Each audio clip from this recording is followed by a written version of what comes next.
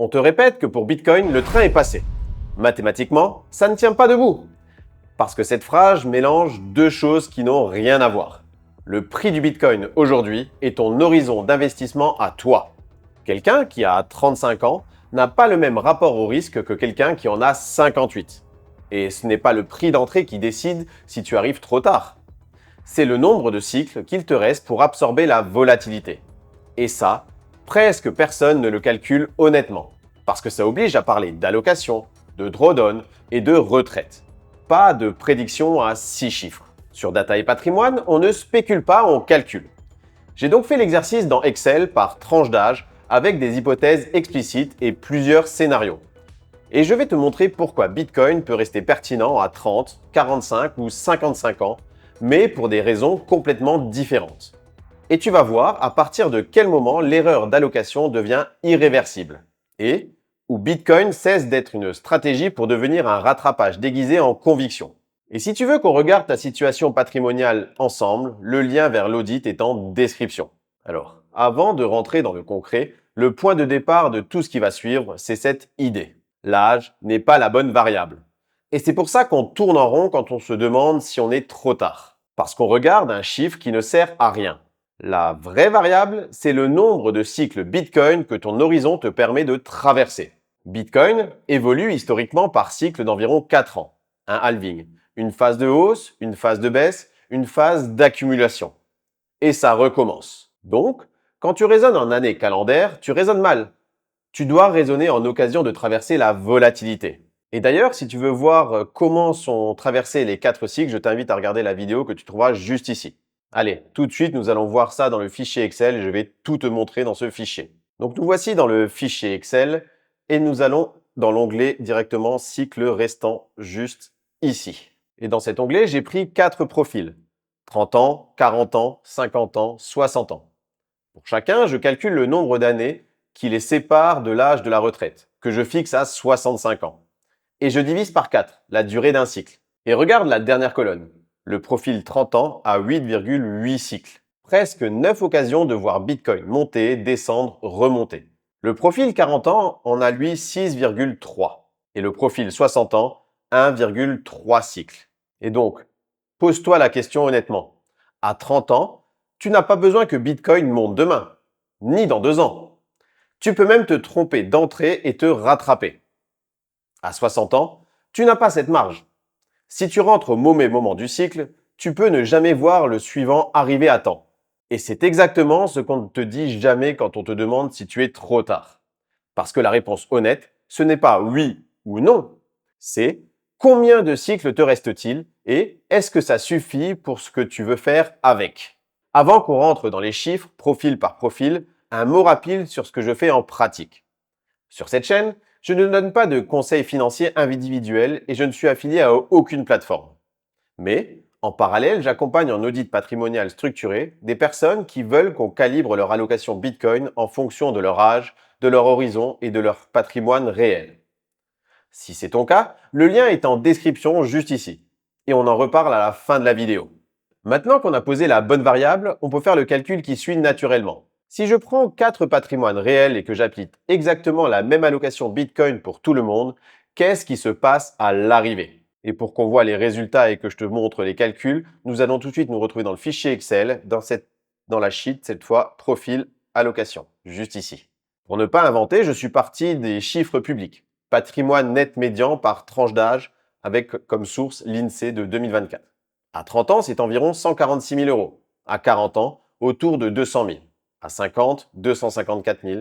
Et à 60 ans, 245 000. Tu vois que le patrimoine ne fait pas que monter. Il plafonne autour de 50-60 ans. J'applique pour tous la même règle. 5% du patrimoine net en Bitcoin. Le reste capitalise à 4% par an. C'est une hypothèse prudente pour un mix immobilier et financier classique.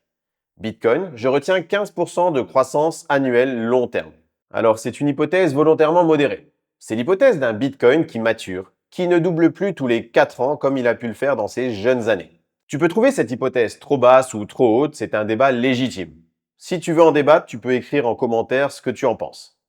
Mais dans tous les cas, Je préfère un calcul qui tient sur du modéré qu'un calcul qui ne tient que dans un scénario optimiste. Et je projette tout ça à 65 ans pour chaque profil. Et regarde la colonne patrimoine final.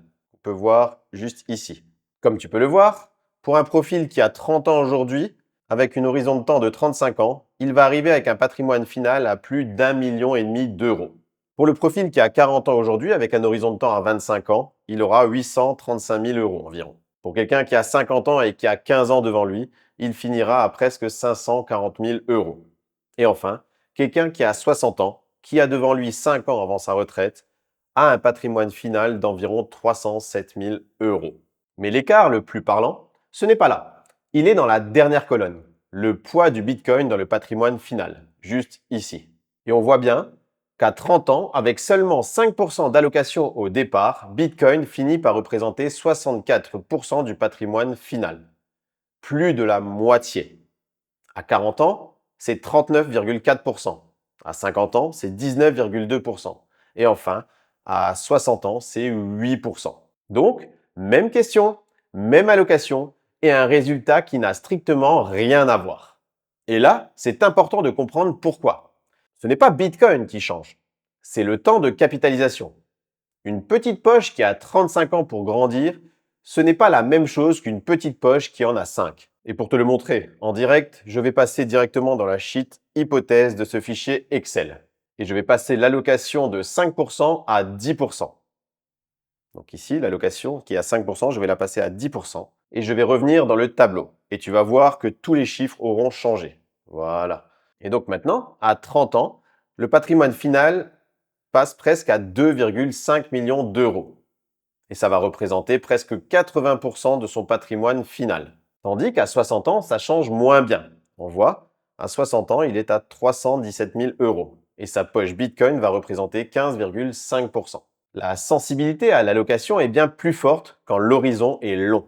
Et donc, à allocation identique, ce qui te sépare des autres profils, ce n'est pas le montant de départ, c'est la durée d'exposition à la capitalisation.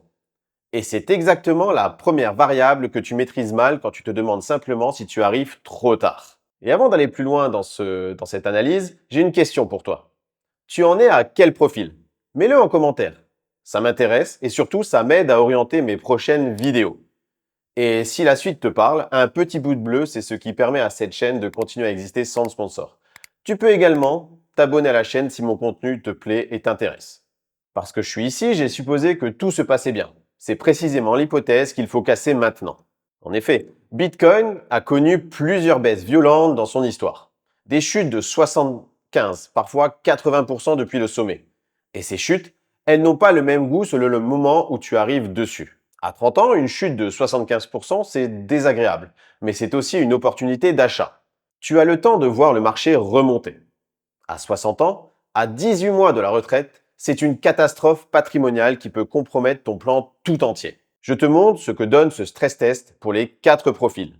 Pour cela, nous allons nous retrouver dans le fichier Excel et cette fois dans la sheet stress test juste ici. Et ici, j'applique brutalement une chute de 75% sur la poche Bitcoin de chaque profil.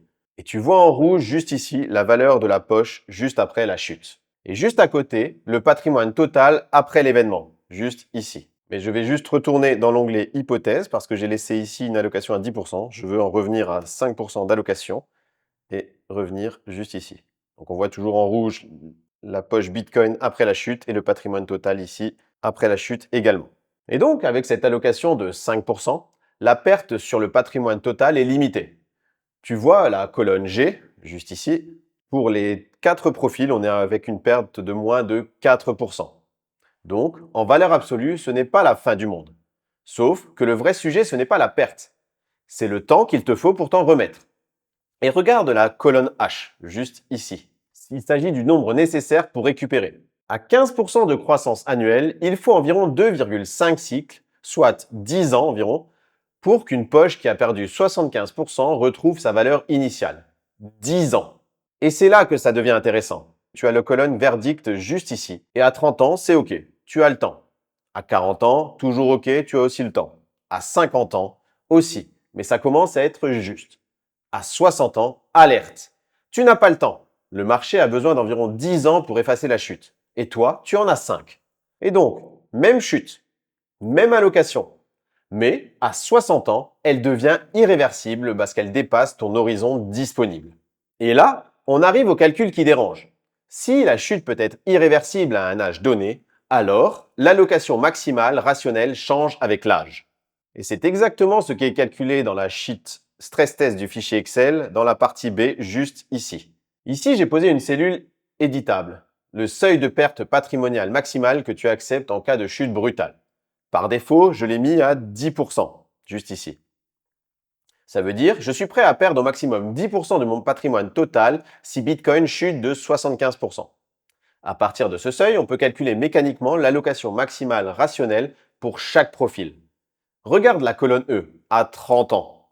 À 30 ans, l'allocation max rationnelle ressort à 13,3%. À 40 ans, pareil. À 50 ans, 12,5%. Et à 60, le seuil descend brutalement à 4,2%. Et c'est là le moment important. Regarde la dernière colonne. À 30, 40 et 50 ans, une allocation de 5%, c'est rationnel. Tu as encore de la marge. À 60 ans, 5%, c'est déjà une surallocation. Tu devrais être en dessous. Et je peux te montrer encore plus loin la fragilité de l'exercice en modifiant ce seuil de perte maximal. Ici, si je passe le seuil de perte accepté de 10% à 3%, on va dire, donc on va devenir plus prudent. Regarde ce qui se passe pour tous les profils. Ils passent tous en surallocation, juste ici. Tous, même le profil à 30 ans. Et si je monte le seuil à 15%, tout devient rationnel. Regardez, 15%, et ils ont tous une allocation rationnelle. Qu'est-ce que ça veut dire? Ça veut dire que le mot rationnel est relatif. Il dépend du niveau de douleur que tu acceptes en cas de scénario défavorable. Ce n'est pas une vérité absolue. C'est une décision personnelle qu'on peut au moins poser proprement avec un chiffre. Et c'est là qu'on arrive à la question vraiment dérangeante. Si l'allocation rationnelle se réduit avec l'âge, est-ce que ça veut dire que Bitcoin n'a plus aucun intérêt à 60 ans? Et la réponse est non. Mais à condition d'accepter une chose. Bitcoin ne joue pas le même rôle dans un patrimoine selon l'âge. À 30 ans, Bitcoin est une poche asymétrique pure. Tu as 8 ou 9 cycles devant toi. Le risque que tu prends, ce n'est pas de trop allouer, c'est de ne pas assez allouer. Une poche de 10% qui devient 60% du patrimoine, ça change littéralement ta retraite. Une poche de 1%, même multipliée, ça reste anecdotique. À 40-45 ans, Bitcoin devient une diversification calibrée. Tu acceptes la volatilité, mais tu surveilles le poids dans le total. Si la poche dépasse les seuils que tu t'es fixés, tu rééquilibres. Tu n'es pas là pour faire de la spéculation, tu es là pour faire de l'allocation. À 50-55 ans, Bitcoin doit cesser d'être un pari de rattrapage. C'est une erreur classique. Quelqu'un qui se rend compte que sa retraite ne sera pas suffisante essaie parfois de rattraper le retard avec une allocation Bitcoin agressive. Mathématiquement, c'est exactement ce qu'il ne faut pas faire. À cet âge, Bitcoin devient une couverture monétaire, une assurance contre la dilution de la monnaie, pas un moteur de performance principal.